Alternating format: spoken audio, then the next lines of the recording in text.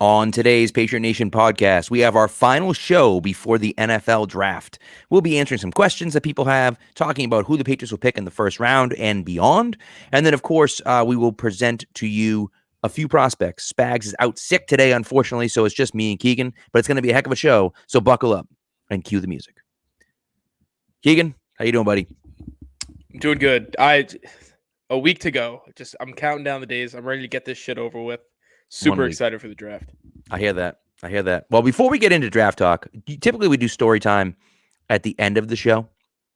But we're starting with story time. And Team Crazy Matt, you got a beer for the stream. You're going to need it, sir. You're going to need it. Because last night I had just a horrendous night. A horrendous night. So I'm going to bring you all the way back to the beginning. Okay, and I'll tell the story. My wife doesn't listen to the podcast anyway, so it doesn't matter. So we're on the Cape. Took the kids away for the night.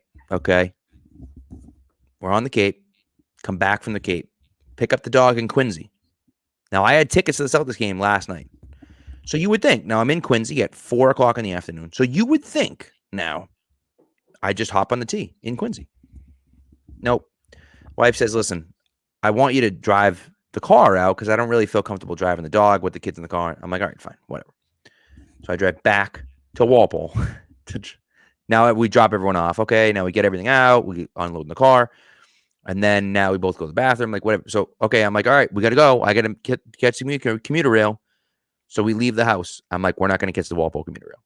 She's like, oh boy. So I'm like, all right, we got to go to 128. So flying to 128 in Westwood. I get into Westwood just in time to see the train pulling out of the station. Oh. So I'm like, that's great. So I'm like, hey, guess what? You're driving me to Quincy. So we had to get in the car and drive back to Quincy, which we just were in. So I'm like, all right, now we're driving back to Quincy. So we drive back to Quincy. I get on the T. Everything's fine. I take the red line, get in the orange line, North Station, blah, blah, whatever. Meet up with my two buddies that I'm going to the game with. And I'm like, all right, great. We go in, scans the tickets. Tickets aren't working.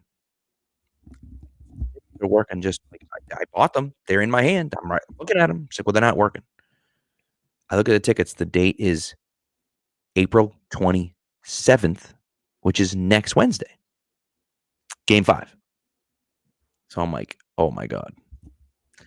So now I check my email, the email confirmation. Email confirmation says round 1. Game 2. I'm like, well, it's game 2. It doesn't say game 3. It says game 2. So I know I have tickets for tonight. So now I'm on this. I call Vivid Seats. Vivid Seats is who I bought it through. Don't ever go through Vivid Seats. I'm on the phone with them for 40 minutes. 40. Game's long started by the time I get off the phone with them. Back and forth. I'm talking to one lady. God love her. No idea what the hell she's doing. No idea what's going on. She's dealing with her managers and the people, the team. She keeps saying there's a team looking into what's going on. Can I talk to someone on the team? No, they're not taking calls. Okay. Can I talk to one of the managers? Nope, they're not taking calls right now. I'm like, no one's taking calls except for this woman, apparently. So I am like losing it with this one. I'm like, we have tickets to the game. Like I'm going to the game. And she's like, yeah, no, there's no replacement tickets for you. And I'm like, now I go to vividseats.com. And I'm like, I'm looking at tickets right now on vividseats.com. You're selling tickets to the game tonight that I'm standing at the gate.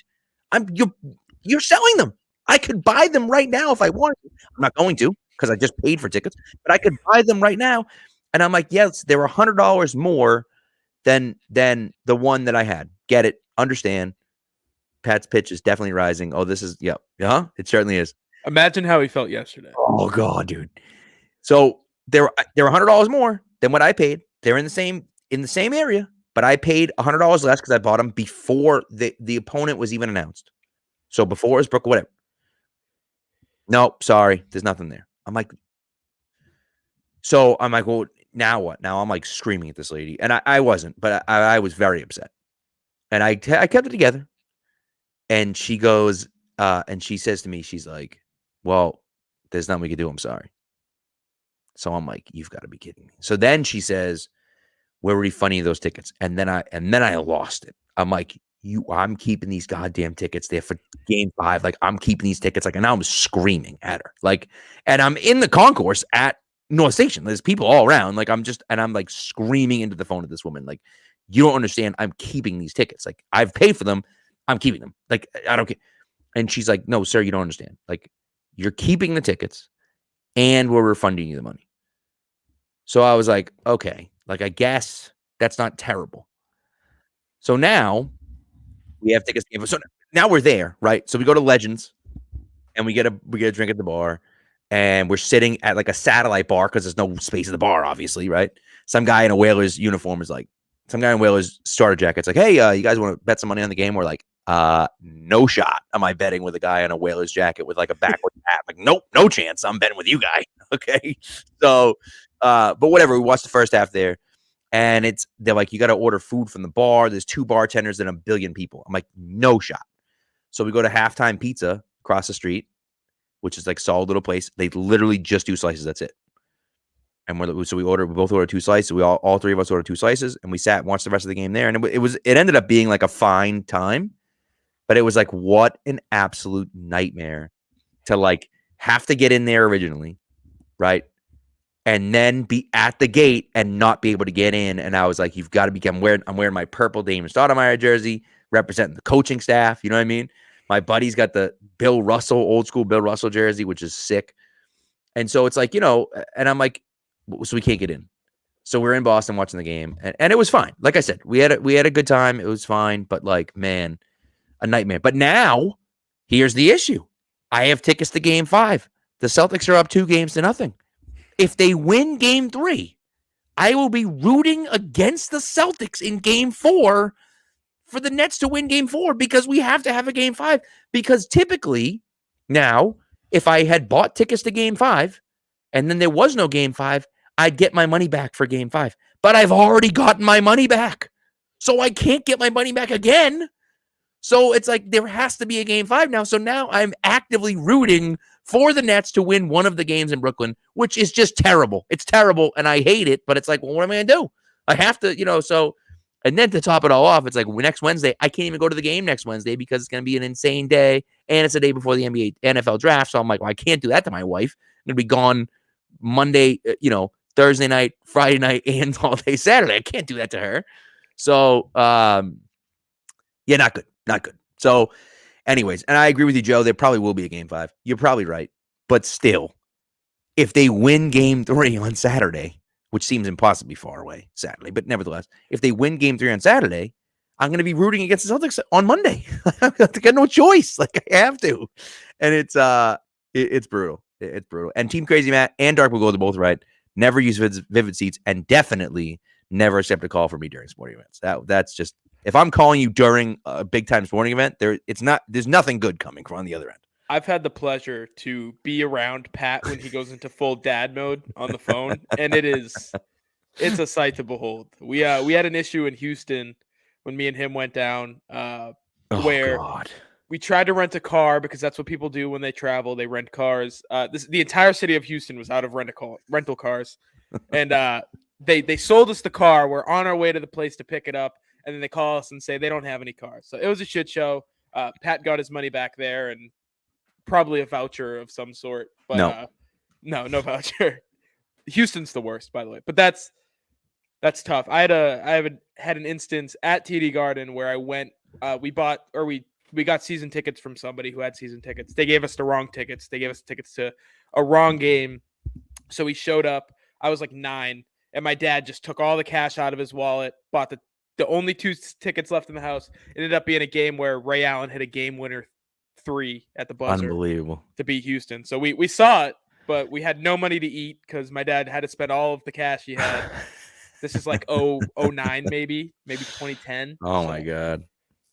There's nothing worse than being trapped at a sporting event and right. not having any way of getting in or trying to figure it out. So, well, that's I said, I went up to, now, if I had paid, now it's the thing, like if this was game 7 or something like this, like then it's like, well, what are you going to do? You got to go. Right. So I went up to I just went up to the box office just out of curiosity. I'm like, listen, I'm sure you're sold out, but like, do you have any tickets? And he's like, well, we're not sold out technically. And I was like, well, $10,000 floor seats. they were like $350, which actually wasn't That's not terrible. bad. But I'm like, I'm not paying $350 to go to game 2 of round 1. That's not happening. First But round, like, yeah. but if it was like the finals, it's like, well, what are you gonna do? You gotta go. Like you're here. So yeah. So anyways, that was my Wednesday night. That was my Wednesday night, which was it was fun. Like I said, it was me and my 2 buddies, and we had a good time anyways. Like I knew we'd have a good time no matter what, but like just an absolute nightmare. And yeah. And actually, it's funny because we go to the Marvel movies together, and I'm like, oh, I'm gonna buy tickets to Doctor Strange tonight, and they were like, you're gonna buy tickets to Doctor Strange tonight? You can't buy tickets to Doctor Strange tonight. And I was like, why not? And then I was like, oh crap, you're right, I can't buy tickets tonight. You're barred from buying tickets for a while. They have to buy the tickets. Oh man, the thing was that because so what happened was I bought the tickets before there was a sporting event, before the event had been created. I bought the tickets because I knew they were playing, and I knew they had made the playoffs, but they didn't know who they were playing yet, and they didn't know when they were playing. So I bought tickets to game 2, knowing that it would be around Monday, Tuesday, Wednesday of vacation week. So I'm like, all right, cool, here we go. I'll buy those tickets. So when the guy sent me them over, they were TBA. So I just put them in my wallet, and I'm like, all right, we're good to go. Like, they're TBA right now. Then when they get announced, I'm like, all right, it's all set. Then I get an email from Vivid Seats saying, hey, just so you know, the sporting event got changed from Tuesday the 19th to Wednesday the 20th. And I'm like, oh, okay, good. And so Ticketmaster sent me an email like, oh yeah, they sent me an email afterwards like, oh yeah, the name of your tickets have been changed from TBA to this. But I didn't even read the email because I was just there. So I'm looking at it like, not great. So I'm looking at it like saying, I just deleted it. I didn't even look at what the email said because it just cut off after that.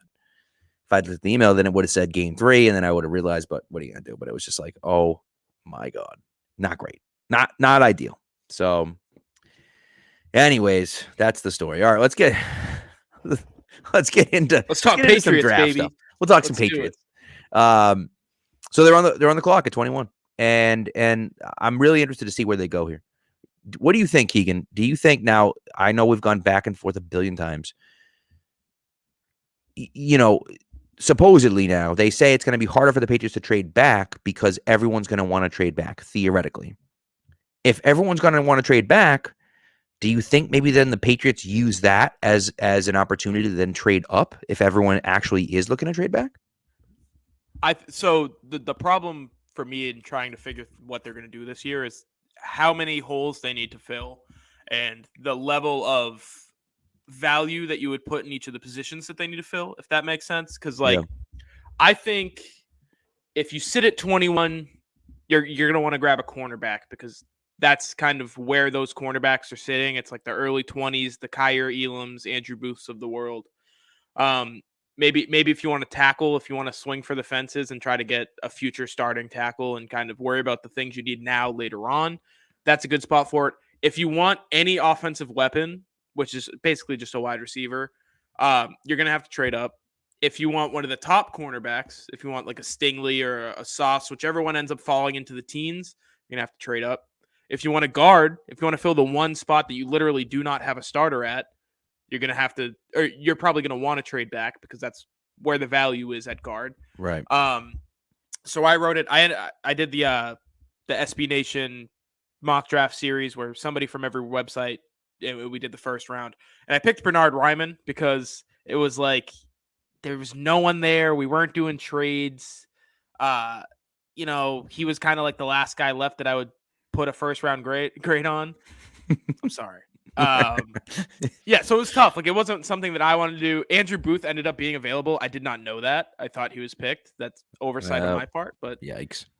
The pick was really Andrew Booth, but it was Ryman. So they can go in about 90 different directions. I have no idea which one they will go in, and it's one of those situations you're just gonna have to wait to see what happens on draft day. And I'm sure they're gonna do the same. Obviously, they don't count their chickens, but I feel like teams go into the draft with a plan, with an idea of how things are going to go. I don't know if they know. I think they're just kind of going to sit and wait.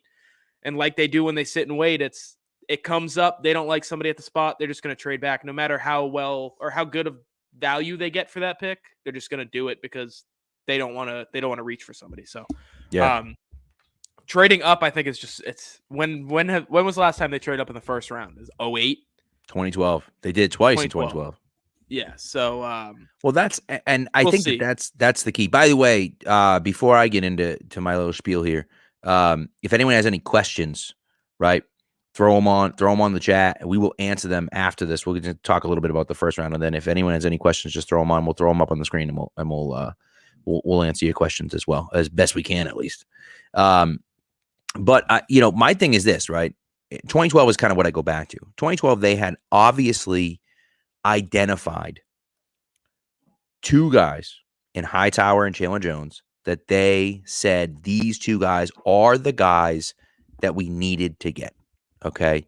And so they said, screw it. We're going to trade up. We're going to trade up for both of them. And that's what they did. They traded up for both of them. And, it obviously ended up working out for them. Now, Chandler Jones didn't stay here as long as you would have liked, but the Hightower pick would turn out to be a pretty good pick. And the Chandler Jones pick was a pretty good pick, too, even though, of course, he ended up doing most of his damage in Arizona. But still, Jones worked out too well. It was the problem. Right. A little too well. That's a great point. So I think, I wouldn't necessarily be surprised if they look at this draft and they look at somebody like a Stingley, like a Jordan Davis, like a Chris Olave, let's say, and you say, hey, man, we have to get this guy. And if the run on wide receivers starts and we know we're not getting Chris Olave, it's worth it to get up to 18 to get him. Like, it's worth it, and maybe they're not. Maybe they're gun shy at wide receiver and they'd rather settle for, someone else in the, Shakur or someone like that, in the third round. And they just say, screw it. We're not touching anyone in the first. But still, I think that they're in an interesting situation where, like you said, Keegan, they have a million holes to fill. So they're not going into the draft saying we are desperate to fill this hole. We have to get a quarterback. Last year they had to draft a quarterback. They were at 15. They were drafting a quarterback at 15. Like, didn't matter. Now, if Mac Jones went 13, okay, now no quarterbacks left. We can't take one in the first round. We can take whoever we want at this spot. But at 15, and Mac Jones sitting on the board, you have to take him. You can't not take him. And so, that's the thing for me where I look at it and just say, like, that has to be the situation where, the Patriots can now move up and take someone if they really want him, or they could take someone at 21, or they could say, you know what, we'll see what happens and trade back a little bit. So I think that's one of the things for me that I think is interesting about this draft, because there's so much uncertainty coming into it, because they have a lot of holes to fill. But none of them are like, oh my God, we're going to die if we don't have this position. Even guard is there, but you can get a starting guard day one in the third or fourth round. Like, they've proven they can do that. So, like, even if guard is the number one position, yeah, we can draft a guy in the third or fourth round, maybe even the fifth round, and he can come in day one and start, and be good for them right away. So, we'll see. But that's, anyways. Yeah, there, like we both touched on, there's just so many different ways to go. So I think that kind of brings us into the first question. Is there any chance that the Patriots go edge early, where I wouldn't shoot down any position other than quarterback and running back, really? When I look at every other position, or tight end as well, but yeah, a wide receiver, if they love one and they think he's a game changer and he falls to 21, sure. The talent that there is at edge in this class and how deep they are in the first round, there's like 5 or 6 guys who can go in the first round, probably should go in the first round. And Karlaftis is probably on the back half of that list. But, if they really like him, if they think he can be a Trey Flowers type, which that's always kind of the example I go back to in recent years, where who that they drafted was worthy of a first round pick. I think Trey Flowers ended up being a guy who, if you took a first round pick on him and he did what he did in New England, you'd be happy with that. Right. You'd be elated. So that's the most recent example I can think of. And he fits that mold a little bit more than a Chandler Jones or a Matt Judon type. So I think it's possible. I think that's a situation where if he's at 21, they're going to want to trade back because they'll know he'll fall a little bit further. I think Karlaftis is a chance he doesn't even get drafted in the first round, just because we've seen there's going to be more than one quarterback drafted in the first round. A wide receiver is probably going to jump up in the back half. There's a ton of DBs. There are 5 cornerbacks who I think are comfortably in the first round conversation, maybe 6 or 7 that could go in the first. If 2 of the guards go, so a lot of things that could fall and have people fall back. Every year we see it where there are 2, 3, 4 guys who fall who we thought were going to be in the teens and maybe don't even get drafted in the first round. So I think Karlaftis is one of those guys. I agree. I mean, I think the Karlaftis thing is interesting because he's a player that a lot of people are high on, and the Patriots I could certainly see being high on him. I think quarterback, you mentioned it, is such an interesting position because there's so much debate about quarterback. Like Thor Nystrom thinks that Detroit should be taking Malik Willis at number 2 overall. Then there are guys that have Malik Willis as like their 4th quarterback and are like, he's probably shouldn't be a first round pick. He might be because of like he can run and he has a cannon for an arm, but he probably shouldn't be a first round pick. So people are all over the map on all of these guys. Kenny Pickett's another one. Like everyone is back and forth about, okay, Matt Corral. I mean, I was listening to someone else.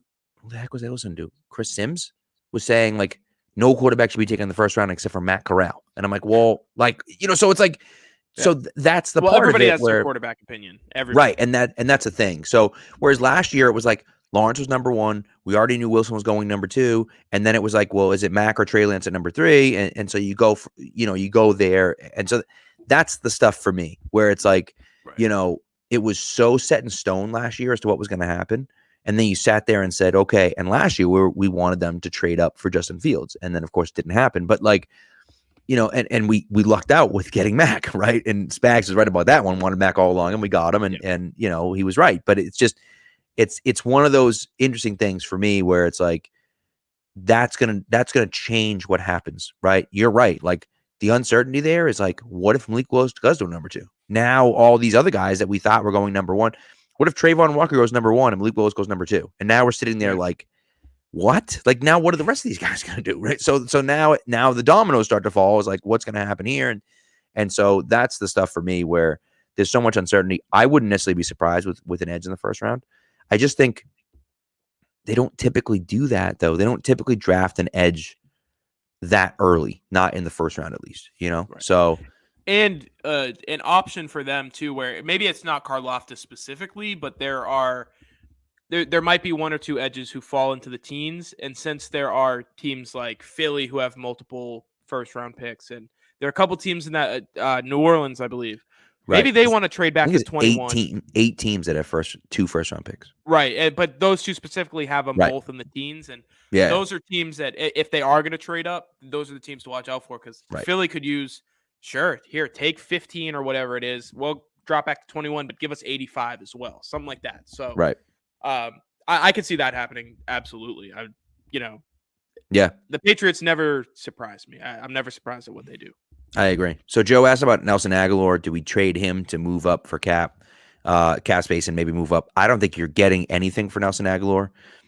You could get, a late pick. Now, maybe they say, screw it. Like we're done with Nelson Aguilar. I don't know. Maybe they draft someone in the first or second round and they say between him and Devontae Parker, we're done with Nelson Aguilar. We don't need him in the building anymore. So let's trade him for a 5th round pick. Maybe you can get a 5th round pick back for him. Maybe.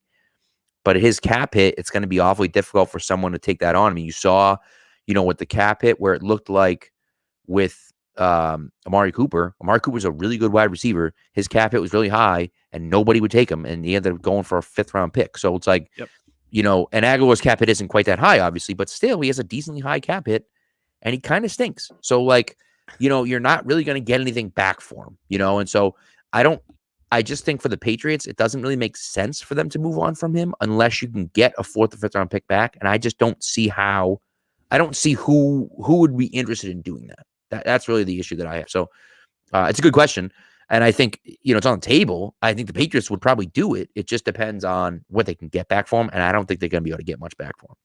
I think one of their biggest mistakes in the past few years is thinking that they were set at wide receiver. You go back to beginning of 2019, they had Josh Gordon, Edelman, Antonio Brown, Philip Dorsett. Like those were their 4 guys. And what did they do? They cut Demaryius Thomas after he had a great training camp. Like he looked like a guy who could actually come in and contribute. They cut him. They end up having to cut Antonio Brown. Josh Gordon gets suspended, and then you're going to the playoffs with Edelman and Philip Dorsett and like Chris Hogan, I think maybe. I forget who was on that 2019. It was bad. N'Keal Harry after he got off IR. Those were the 3. So I don't think they're going to be cutting wide receivers who can actually play anytime soon or looking to trade them when they had Mohamed Sanu. Thank you. Mohamed They had Sanu. to trade for Right. Mohamed Sanu after that, a second-round pick. What a nightmare scenario that was. Yep. So this year they've got, Devontae Parker, Jacoby Myers, Kendrick Bourne. Those are their probably top three, their best three receivers. And then you've got Aguilar behind them. And then there are a ton of guys who are fighting for spots. I think Harry's on his way out the door. He's not showing up to He knows he's done. the beginning. He wants to be traded. Yep. I'm sure they want to find a way to trade him. He's probably just going to end up getting cut. But the last thing that they're going to do is be like, oh, we've got three starter quality wide receivers. Let's go try and hit the jackpot. Unless they add somebody else, I just don't see them getting rid of Aguilar. I think they really like him. Him and Mac just couldn't get together on those vertical routes on the sideline for some reason. Yeah. What they could was like those short slants in the red zone. They had great success. His first touchdown pass. First touchdown. Yep. So Nelson Aguilar is not a negative at all. He's a net positive. And if you're the Patriots and you've got a wide receiver who's a positive, don't do anything but retain them. Even though you're paying $11 million for a guy who's like if football had WAR, he's a 0.1, but he's in the positive, so keep him on the roster. And I agree with you 100%. I mean, it's just kind of like at a certain point, it's like, okay, you're clearly overpaying him, but it's like, what are you going to do? Like, you're going to get nothing back for him. And then it's like, well, now what, And so, we'll see. We'll see. Dark Blue Gold had a question here about, do you think the Patriots' recently improved drafting record will hold this year? I mean, I kind of think that it will. I mean, I hope it will, obviously. But I think the biggest thing for me is that they have shifted their focus a little bit. I think that they have been kind of looking at, I don't want to say necessarily developmental prospects before, but like, I feel like they did some drafting at the end there where it was like, we know that we're coming to an end. So we need to try to like get high end guys and we need to try to get them at the positions that we need. Swinging for the fences. Right. And instead of Dominique Easley's the perfect example of that. Dominique Easley is a guy that had no knees, like super explosive D tackle, but he had no knees. And so they're like, well, if he's surgeries. Right. And they were like, it was bone on bone when he was a senior in college, or when he was coming out of college, it was bone on bone. Yeah. So like, that was an example of, hey, I know he gets hurt all the time, but like, if this guy is healthy, he's nasty. And it's like, but he's not healthy. So why the hell are you drafting him? But it was almost like, well, screw it. Like, we don't necessarily need anything right now. I mean, they won the Super Bowl that year. They drafted him. So like, they obviously didn't need him.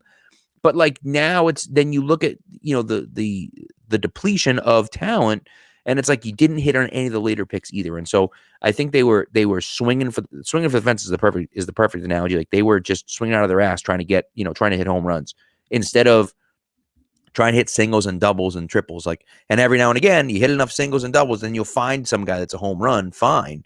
But like, they got away from, I think, some of their drafting that they did well at the end. And now it seems like they're back to doing that same type of thing where they're going and saying, hey, this guy has the athletic profile that we like. This guy has, so on and so forth. So we'll see. But I just think, to me, I think that, that's one of those.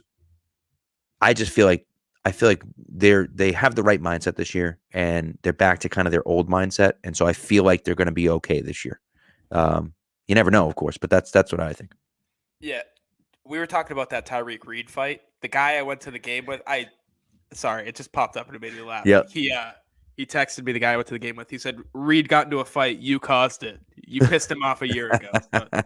So that's inside baseball between me and Pat. But yes, for anyone that didn't know, Tyreek Reed, AA player for the Red Sox, just absolutely whooped a pitcher whooped up on him. It was great. Look for it. So they had a 4-year stretch, right, where they drafted poorly. 17, they went 0 for 4. Yep. 18, they hit on Wynn and Bentley. Berrios and Sony Michel are like, Berrios never played for them in a regular season game, I think. But he's been a pretty good player, though. But he's been a pretty good player. Who cares if he's good if it's not for the team that, right. Right. And Sony Michel was great as a rookie, but the injuries caught up to him, and then they found guys who were better, And again, it's the same, but that's the same situation with Sony, where it's like, we need this guy right now. The injuries are scary, but we need this guy right now. So even if he only lasts 1 year, we just have to have a running back. So they drafted him. And they drafted the wrong guy. They should have drafted Nick Chubb, but still. Right. Yeah. And they did hit on Dietrich Wise. It took him a long time to get to where he was last year. It took him 3 years to figure it out. So, and then they had to overpay for him to keep him. So tough. But what are you going to do with a 5th round, 6th round pick, 4th round pick? 19 was their worst draft in a very long time. They hit on Damian Harris and Jake Bailey. So a 3rd and a 5th round pick. Nikhil, Joanne Williams, Chase Winovich, Yadier Juiced, Yalta Froholt, Jarrett Stidham, Byron Cowart, Ken Webster. They've all done nothing. Yep. Winovich showed flashes. He's gone. Jarrett Stidham's a 3rd string quarterback. 20, they hit on Duggar. And then, and what I meant to say going into it was 17, 18, 19 was let's capitalize on Brady while he's still here.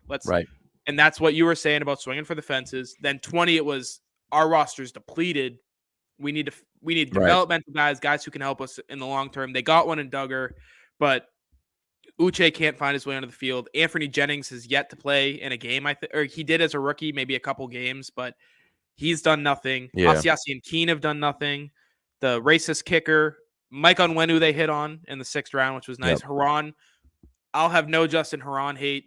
6th round pick. He's been as good as you can hope for 100%. Yep. And then 2021, the top 3 picks or 3 out of the top 4 picks are unreal. Ronnie Perkins has a chance to be a good football player. They gave him the red shirt rookie year like they do to a lot of guys. So I think they're trending up. I just read through their last 5 drafts just to say that I think they're trending up. And now when they're in a position where they have a lot of talent on their roster, they can just go ahead and draft good football players and not have to worry about, we need to fill this spot, we need to do this. The only thing they need to do that with is at guard. And if I trust any team at drafting any position, it's the Patriots and drafting a guard. They knock it out of the park. Yeah. Also, Joe, I invented the Dalton Keene's going to be Kyle Juszczyk bandwagon. I was on it from day one. My first tweet that went big because of Pat's pulpit was Dalton Keene's going to be a great fullback. They refused to do it. I think maybe this year, since they don't have one, they'll try him out there, but we'll see. It's tough. Yeah. The other thing, one thing that gets lost in the shuffle in 2017 that I hate, they traded a 1st round pick for Brandon Cooks. Brandon Cooks is that guy. He's also that's a haul from 2017. Now he only played 1 year, but you were trying to win the Super Bowl in 2017. So you traded a 1st round pick for Brandon Cooks, and then you got a 1st round pick back for him. It was a great trade for the Patriots. But then again, you draft Derek Rivers, who people were high on. He gets hurt, never sees the field. You draft Antonio Garcia, who people are high on. He gets blood clots in his lungs and never sees the field. It's one of those things. It's tough, man. So anyways, that's that. All right. We had a question. Right. Exactly. We had a question here from Andy. Which recent draft pick is going to surprise you in 2022? I guess if we name it, it wouldn't surprise us. But which one's going to surprise them that we can think of? Yeah, I'm still the easy answer for me is Ronnie Perkins because he just hasn't done anything yet and he hasn't been given an opportunity. But I don't think that would surprise anybody if he came in and was solid, just because from what we've seen of him in college that's who he was. He was a really solid player. I'm gonna go out on a limb and I'm gonna say Josh Uche. I held out hope last year. I thought he was gonna lead the team in sacks. I thought he was gonna be great. That they wouldn't let him see the field, but now this year, with a defense who's just going to be flying around all over the place, that's what they're going to want to do. He's the perfect sub rusher. Him, Barmore, and Matthew Judon gives me tingles all over. I'd love to see that. So I'm gonna hold out hope on him. I like that. I do like that. And there are other ones like Cam McGrone. I think is a good. But again, is that really going to surprise people if Cam McGrone comes in and plays pretty well? Right. So I think when you talk about surprising. Whew, man, it's tough. It would probably have to be someone from the last 2 years. Oh, I got my guy. Oh, it's my guy. My guy. I have to go. I have to go with him. It's not Josh Bledsoe. It's Trey Nixon. I got to go with Trey Nixon. My guy, Trey Nixon. I was on the Trey Nixon hype train. I was the only person on the Trey Nixon hype train. The Trey Nixon. I literally was the Trey. Dude, I was tweeting things out about Trey Nixon, and the only people liking it were his high school his mom, classmates and stuff, and his mom and stuff. Trey Nixon was the last pick of of Ernie Adams' career. I just feel like he's got to do something. He's got to do something. At least like make the team or surprise us a little bit. He's at conditioning. He's at off-season conditioning right now, so you never know. He's getting better. So you never know. But that's the one I'm going to go with. This is quick before we move on to the next question. But Wilkerson wasn't a draft pick, so he didn't qualify. But I love why did I just forget it? Christian Wilkerson. Christian, I almost said Christian. Muhammad Wilkerson, who was a defensive tackle. That's a guy. No, I love Christian Wilkerson. I think he could be solid. I just don't think he can on the Patriots, if that makes sense. Yeah, it's tough. I mean, the wide receiver room's hard to crack in the Patriots. It's hard to get that. Yeah, it's hard. But yeah. All right. So the next one I saw. There you go. Sorry. I just went to Ireland again. Sorry. The your guy, capital I, capital G. Everybody knows my answer. It's Chris Olave. I want to hear yours because I think I know who it is, and I'm low on him. So this could be an interesting conversation. There's like 97 of them for me. The one guy for me, like the one guy, and Andy mentioned it earlier. The one guy for me that I am like 1,000% like I would be dancing in the streets if it happened. Is Derek Stingley. I would lose my mind if Derek Stingley became a New England Patriot for a multitude of reasons. Number one, because the guy's a stud, in my opinion, just an absolute stud.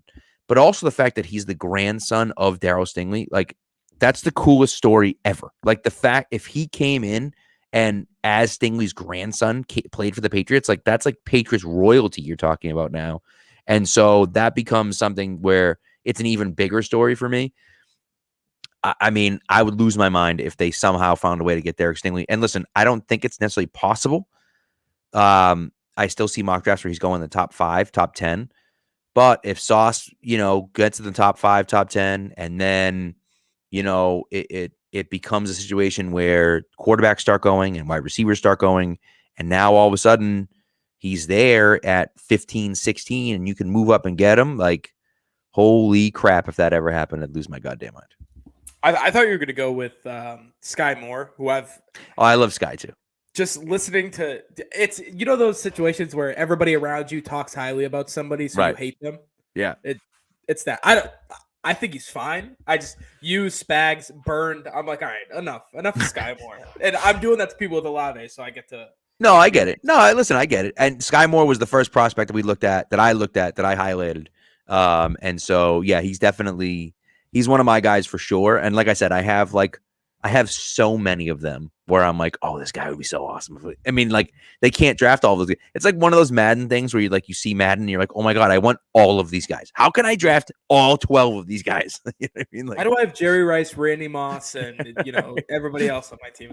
Right. I do want to throw this in here. Matt put me on to Jason Poe, who's the guard fullback out of Mercer. What a guy he is. What a big, beefy guy. He's the best.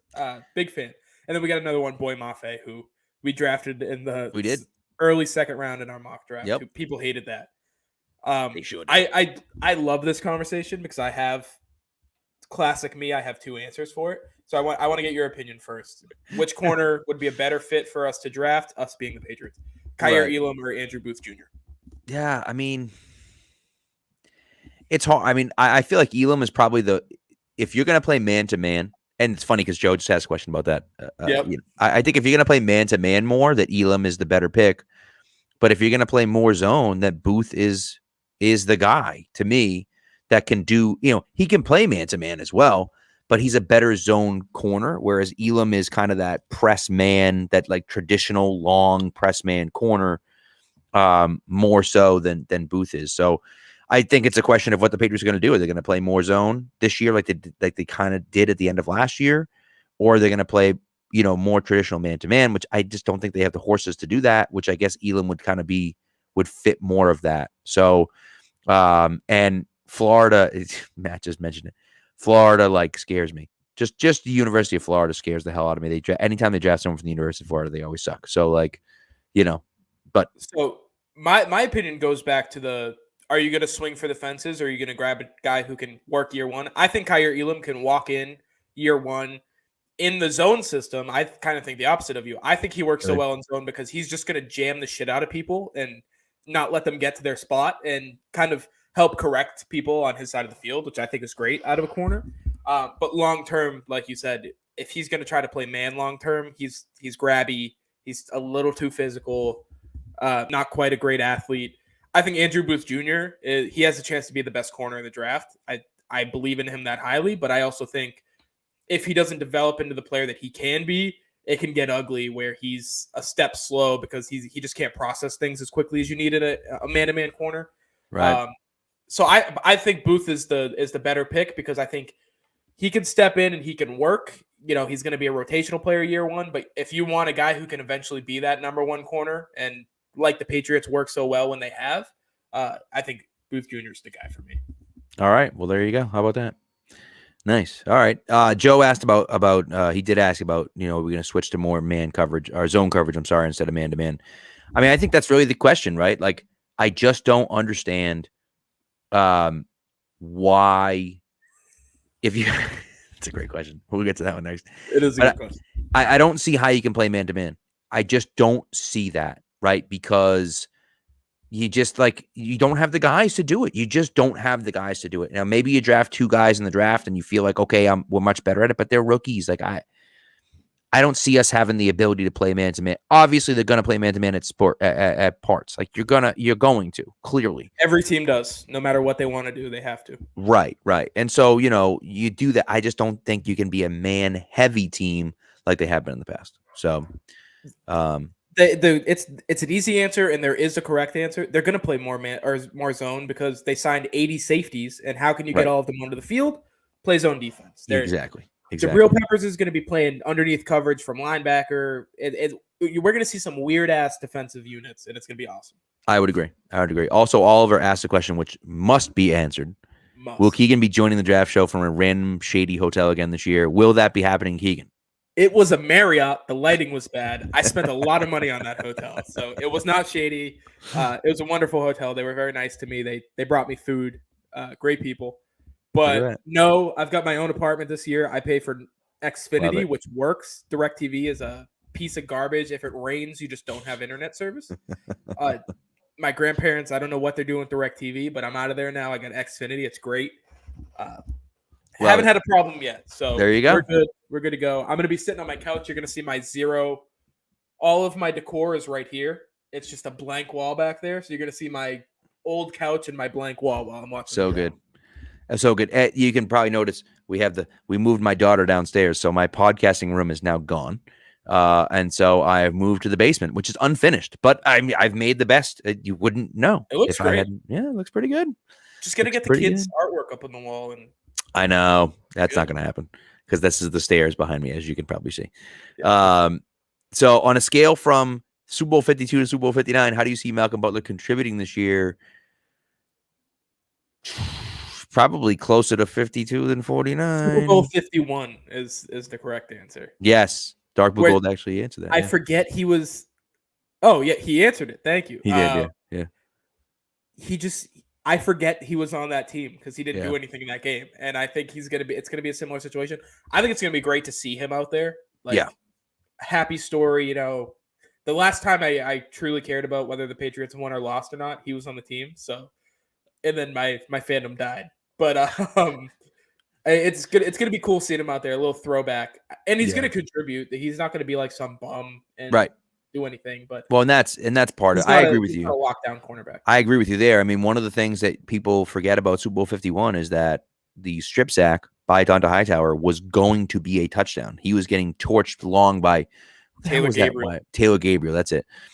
He was getting torched. Malcolm Butler was getting smoked inside by Taylor Gabriel. It was going to be a touchdown. And it was a strip sack instead. So what would have been game for the Ravens turned out to not be. So he owes Malcolm Butler owes Eric Rowe $1 million for taking the heat off him because people hate Eric Rowe. Yeah. But he was, if there's no Eric Rowe in the world, people are gonna hate Malcolm Butler for Super Bowl 51, and 52 is amplified. Right. Because, there's no Eric Rowe giving up touchdowns and people Right, and thinking that Malcolm Butler shouldn't play. the thing for me is that Eric Rowe played pretty admirably in both of those games. The throw to Alshon Jeffrey was the most ridiculous pass I've ever seen. It was a perfect throw and a perfect catch. Like His was the Julio Julio one too. Yeah. He had two straight Super Bowls where he just got mossed, and it was right. no fault. And he had absolutely perfect coverage. Couldn't have done anything better, and it just didn't work out. So, all right, Andy's got a question as well. If you're advising Belichick, are you going to tell him you need to upgrade pass rush or pass coverage? What do you think? I'm not telling him shit if I'm advising him. I'm going to listen and learn. But if somehow he wanted a 22-year-old's advice, I go, or it again, it depends on the situation you're in. But you got to go cornerback this year because the answer is if Jordan Davis is available, he's the pick because he just makes everybody else better because he takes up so much accountability from the offense. So if he's there, get him, have him take up the 3 interior guys, get Judon on an island. Everybody's cooking with gas, right?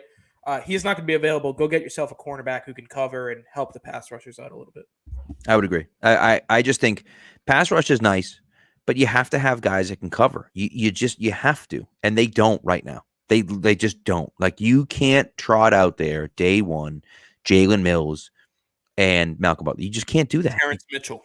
Right. I mean, you can't probably do that. The number 2 this year. And we have John Jones, who I love John Jones, but John Jones is a slot corner. That's what he is, right? And so, he's a very good slot corner, but that's all he is a slot corner. So, to me, I just feel like you have to go out there and draft a corner at some point in the draft. I'm going to be very upset if they leave the draft without a cornerback.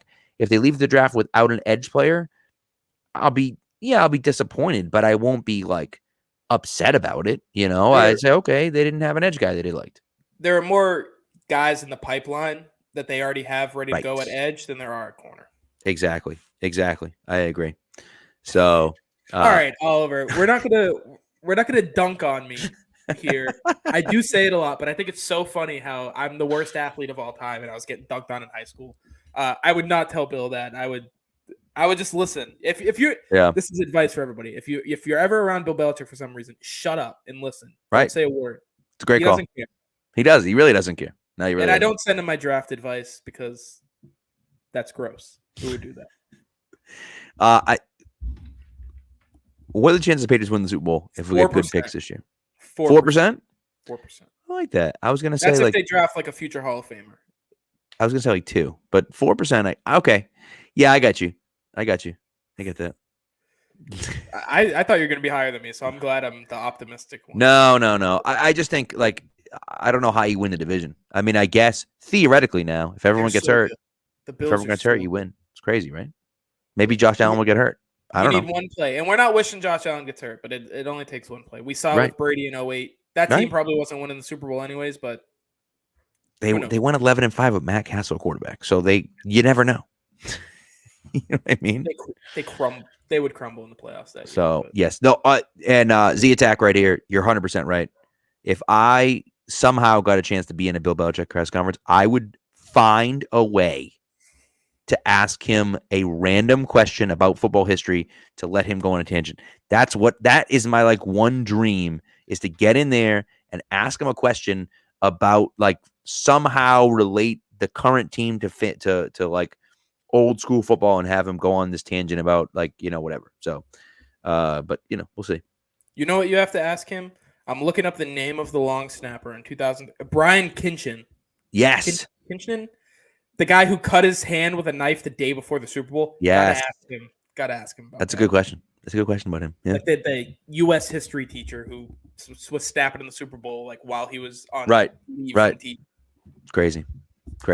So, anyways, I think that's it. I think that's all we got. Lots of great questions. You used to have Kinchen's biography. Who the hell's buying that book? Come on, Matt. What are we Obviously, Matt, I guess. Sheesh. That's crazy. You got to get out more. You can't be buying Brian Kinchen's biography. That's tough. So, I guess Bill Belichick. Yeah, maybe he is. Maybe he is buying Brian Kin's biography, and I guess you never know. We do have draft prospects, by the way. We've got those before we get out of here. Oh yes, that's right. I forgot about that. You want to do it? yours? Well, you know what? Why don't you do yours first, since we've already talked about this guy? Yeah, Kaiir Elam. That's my guy. What am I doing? Like I said earlier, where if you're looking for a guy to contribute right away and at cornerback in the first round, filling it on the defense, I think it's Kaiir Elam. I've talked about him on the live mock draft show that we do every Tuesday. Catch the last episode on Tuesday. You guys can come draft a Patriots mock draft with us. You all get your own picks, so that should be fun. But it's a guy I've talked about a ton in the past. I've written about him. I've done Spagsy's done a thread on him, but he's a guy who can come and immediately contribute, help your defense get better, and there's a chance that he becomes a really, really good number one corner down the line. So I like him as an option for the Patriots at 21. I like it. My guy is Alec Pierce. Alec Pierce from Cincinnati, 6'3", 208.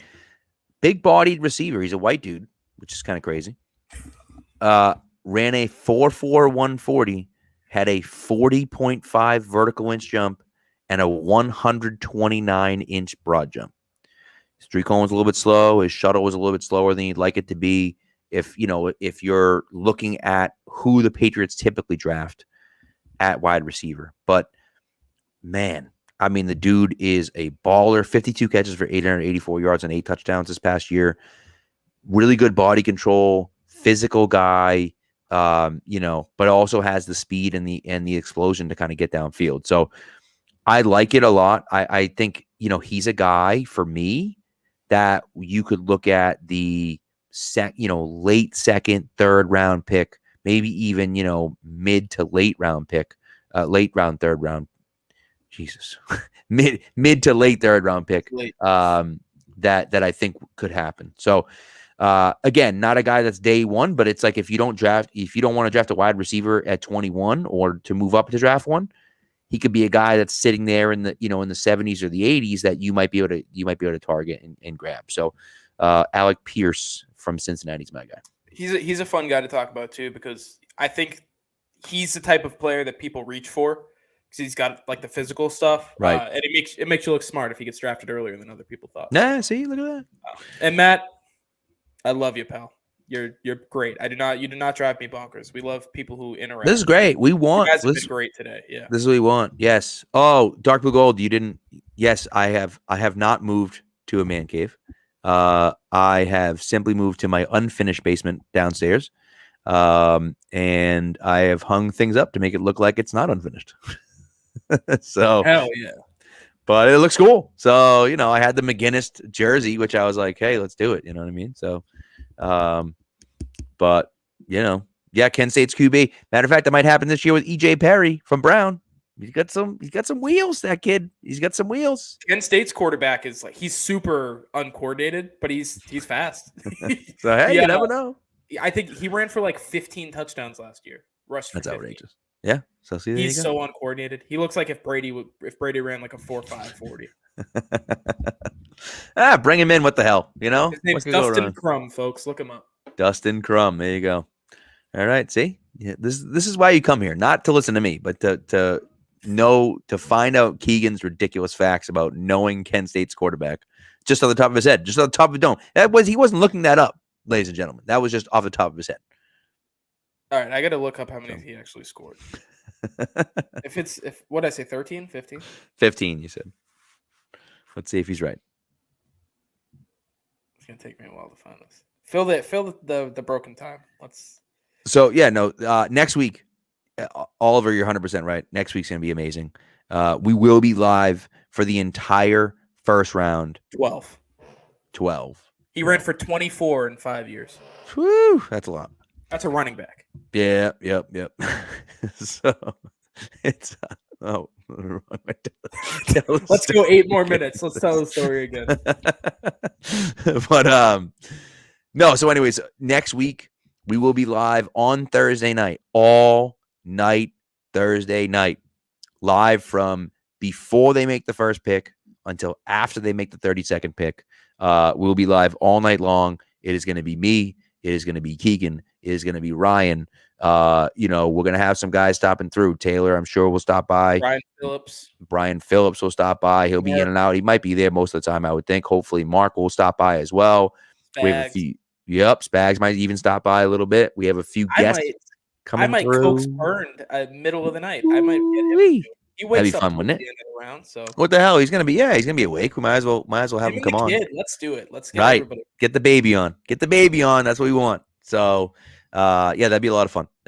So we're gonna have some fun with it. Not gonna have as many guests as we had last year. We're gonna keep no cable. Also, one of the things that someone said last year, one of the critiques that I got last year was that we waited too long. Like the pick was announced. We knew what the pick was, but we didn't announce it on here. We waited until it was announced on TV. We will not be doing that again this year. As soon as the pick comes through, whoever sees it first, whether it's on Twitter, whether it's online, wherever it is, boom, it's coming out. It's so fun breaking news to people too. It's gonna be great. I got to do it with the Fields pick because I couldn't wait. I was they got him. So that was fun. It's gonna be fun. We've only done it once, but it's like my favorite time of year. It's so much fun. That's gonna be 4.5 hours with the fellas. So. And we're gonna be loopy by the end of it. It's gonna be great. I'm very excited. I might drink throughout the whole thing. It's been a long draft process. Let's see how drunk I can get on stream. Yeah, right. So I'm sure your new employer won't be upset about that at all if that happens. By the way, new hat. Get the new hat.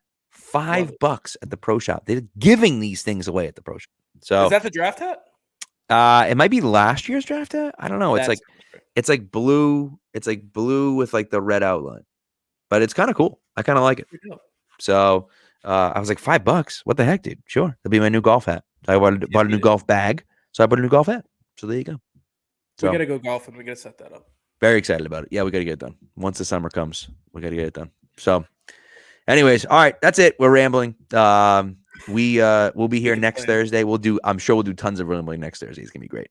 So, but anyways, thanks for coming through, guys. We appreciate it. And we will have, just so you guys know, we'll be live all night Thursday night, but because we won't leave you guys hanging, me, Keegan, and Spags will get on and do not live, but we will do a podcast recapping round one, and that podcast will be out Friday morning for all of y'all people. Okay, so just so you guys know, we'll be out Thursday night after the draft, after round one is over. Keegan, Spags, and Pat will have a podcast that comes out on Friday morning for all of you crazy draft people. You'll get a podcast as well on Friday morning. So we love you guys. We take care of you. That's what we do. All right. So much work. So much work for you people. But it's great. We love it. We love it, and it's great. So, and we will be doing, yes, and it's a great question. We will be doing the quick hitters for all of the later round picks. Every time there'll be. Took 3 days off of work, so I'm available, baby. Look at that. We're going love live. It's good that you are. It's good that you are because on Saturday, the third day of the draft on Saturday, my daughter has a dance recital, which is great. So we're gonna miss pretty much the entire third day of the draft, but we'll see what happens. I think I'm gonna take my podcasting stuff to my in-laws' house. Don't tell them, but I'm gonna take my podcasting stuff to my in-laws' house. On with it. So, anyways, all right, thanks guys, we appreciate it, and we'll talk to you next Thursday, round one of the NFL draft. It's finally here.